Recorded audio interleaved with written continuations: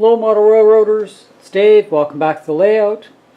No trackage laying accomplishment yet. I've been more trying to figure out where things are going to go. And a couple of decisions is the logging area is going to stay where it is, though a little figuring I'm going to put a curved Pico turnout to access that area instead. The runaround here and the why will stay as it was, but in a previous video I had a couple of buildings down in here, and the oil refinery was in a different location, and once I looked at the layout at the other location, it was going to be a little more condensed for one, and I ended up with 3 tracks rather than 2, and I believe I only really need 2. So I've moved everything down here and I'm liking its placement a little better, so I think I'm going to go with the oil refinery down in this area. Just aesthetics, personal aesthetics. So let's take a look around at the other area. I just opened up one of my boxes of buildings so I can start pulling items out. I had made some templates based on the Walters size dimensions of some buildings that I had planned on acquiring, like Red Wing Manufacturing, which I have since acquired and need to put together. It's sitting right there, but that will allow me to lay that template down. Hardwood Manufacturing Company I haven't acquired yet, so I'm not too worried about that. Wherever I do my farm scene, this is going to be field, and a neat trick that I had seen is to take green wool, well, I guess it's not thread, green wool of a certain thickness, and actually cover it in glue or matte medium, I guess would be, just to stiffen it up, and lay it in the grooves of the rows, and then that would simulate your actual whatever's growing in the field. So that's a potential. This will fold out to 2 different sizes, so that will get used. A little station here that I had picked up at some point, though I don't know if I will utilize that or not. Hard to say. But there's the water tower buried down there, and a few Quonset huts that may or may not be utilized in the oil shop that it actually was built as part of the kit. But there's the different farm sheds and stuff. I can't remember whose kit that was. There's the actual farmhouse. That's all a wood laser structure kit. That took forever to build. That kit. There's the chicken coop. So it was a nice little kit, but there's just a lot of bits, and another little barn slash shed. Now when all that wood is stained using the weathering mixes from shames me that I'm forgetting their name, because they are a Canadian company, and they're maybe an hour away from me. Hunterline. It is Hunterline stains, and there's their weathering mix catalog. So Hunterline, definitely check them out. I think I've got most of their stains for when I do get into doing more wood. So I'm just digging items out. I want to get that cement plant that I've got buried back there out, and some of the Quonset huts out, and the buildings for the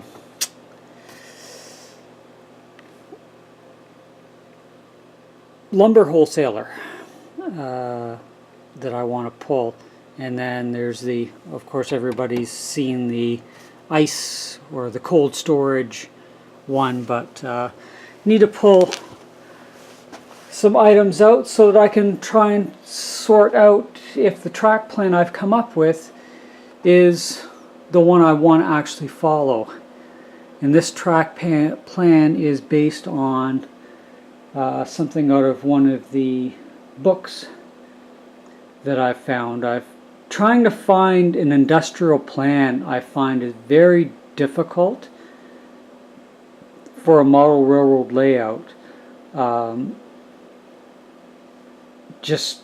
I've searched all over. You can find like one little industry siding, but you don't really see very often multiple industry sidings for you to integrate into your layout. Just my perception.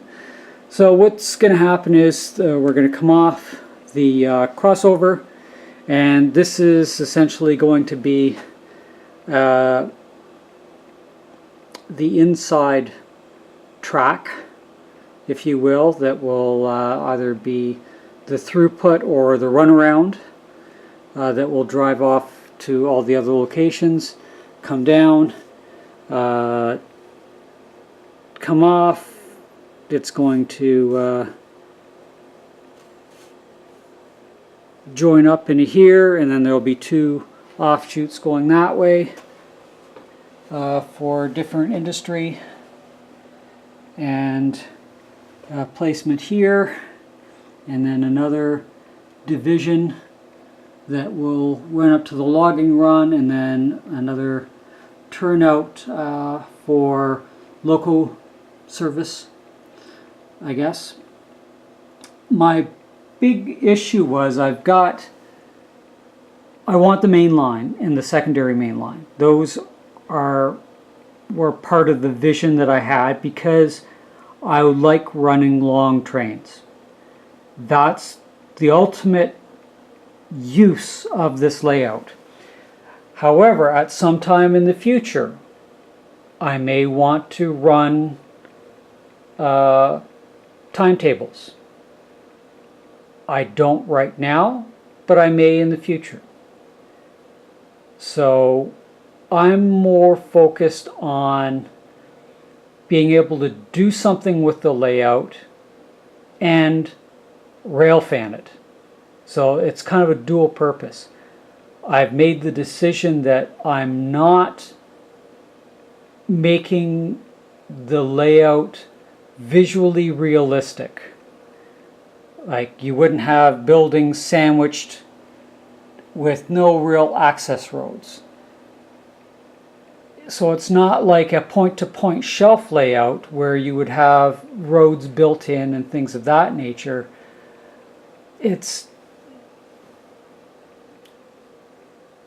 a compromise that I'm willing to make because I'm building the layout for me, not for anybody that comes over to my house to look at it. If they don't like it, and I've said this before, I'm very mercenary in regards to that. If they don't like the layout, they don't need to come back.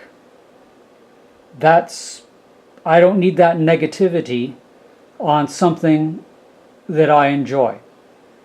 So and I firmly agree that you should take that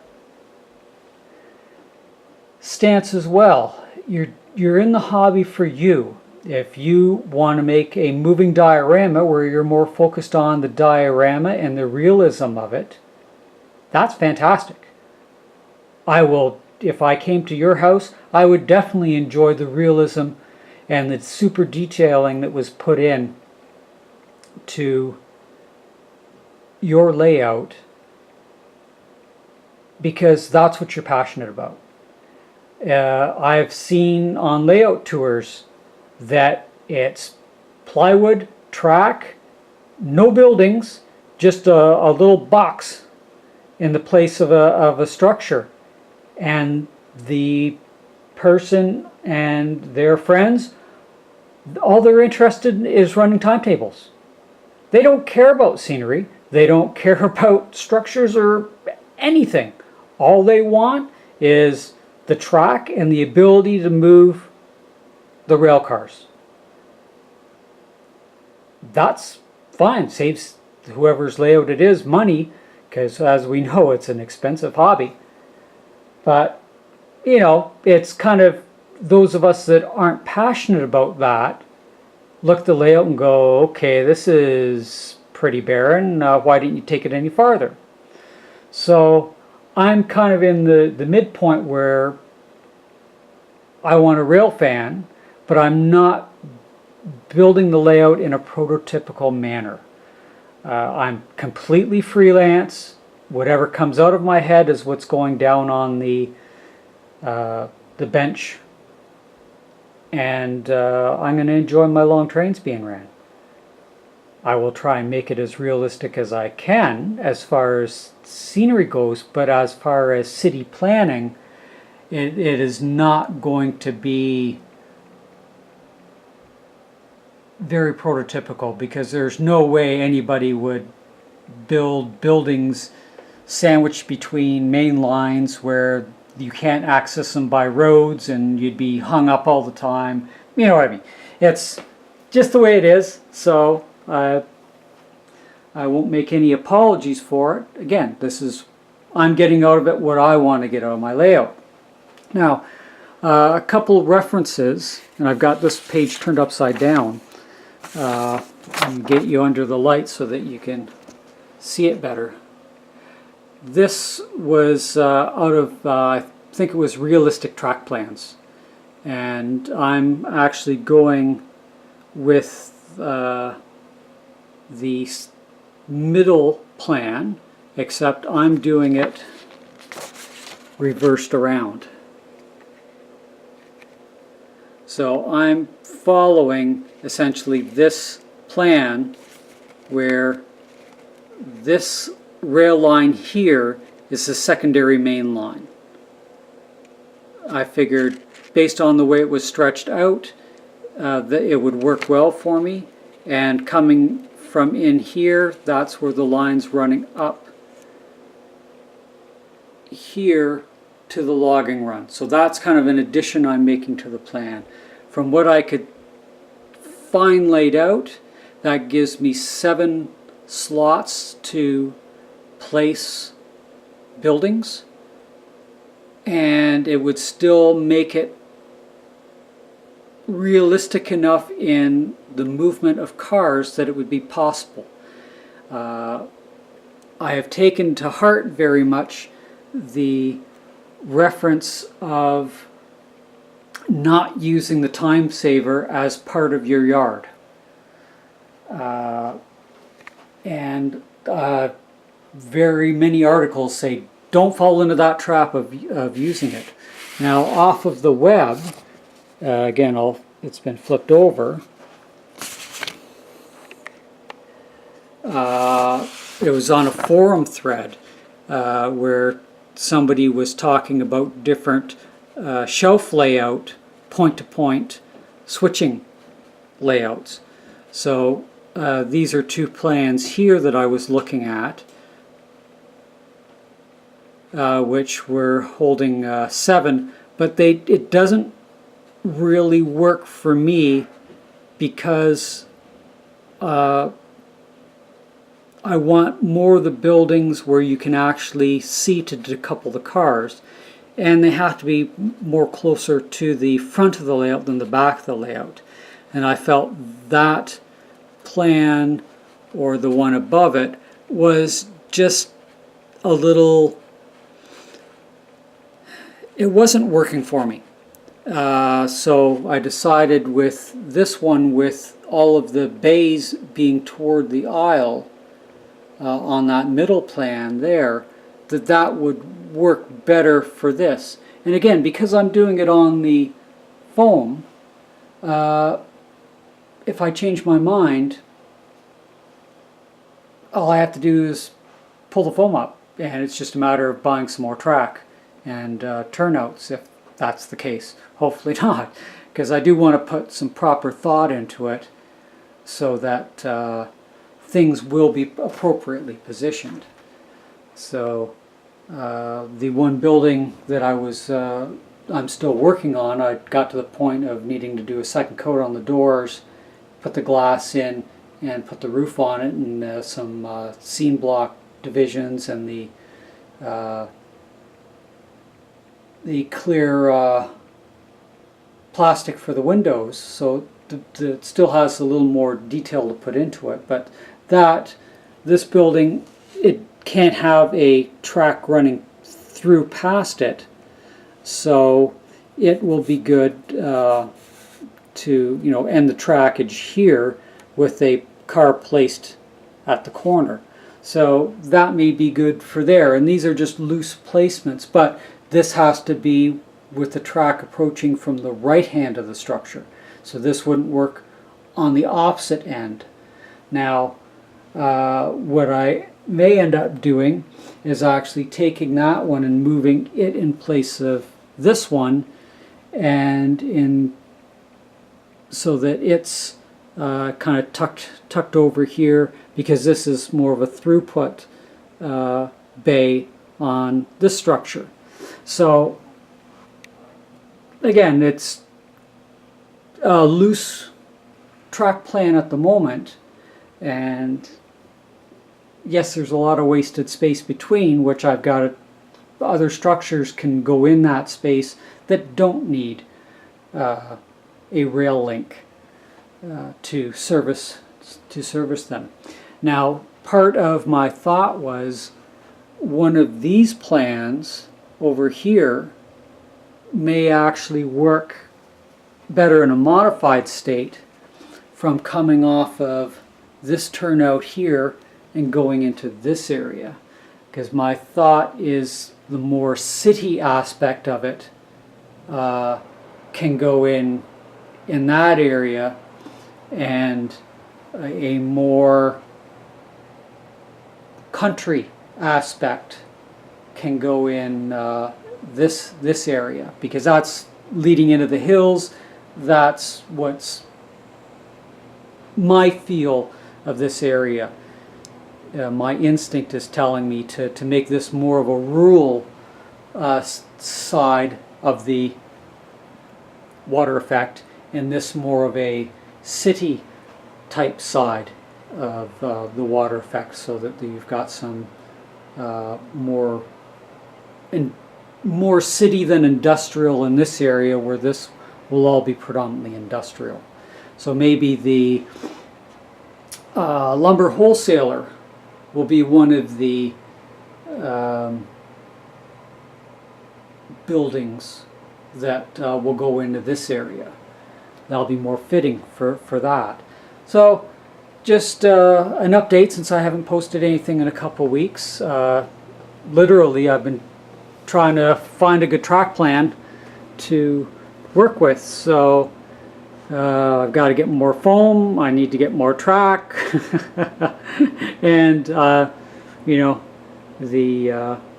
hobby budget is not high enough to make a run to a hobby shop to pick up more supplies. So it's more, unfortunately, in the planning stage. I need to get another box of cork. Well, that's $35 for another box of cork. Need some more track. So for now, That's not going to occur. I need to do some building to make another one of those bridges. I need to finish the trestle, the supports for the trestle. There's all kinds of things, finishing off,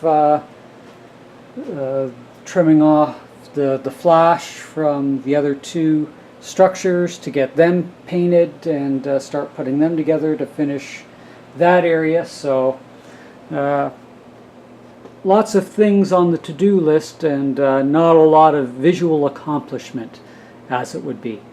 So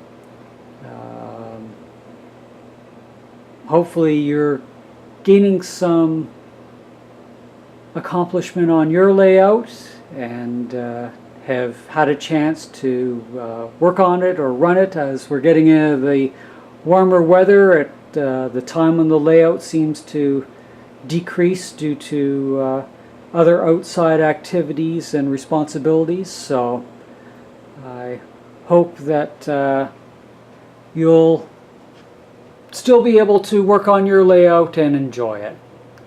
Till the next video, it's Dave. Bye for now.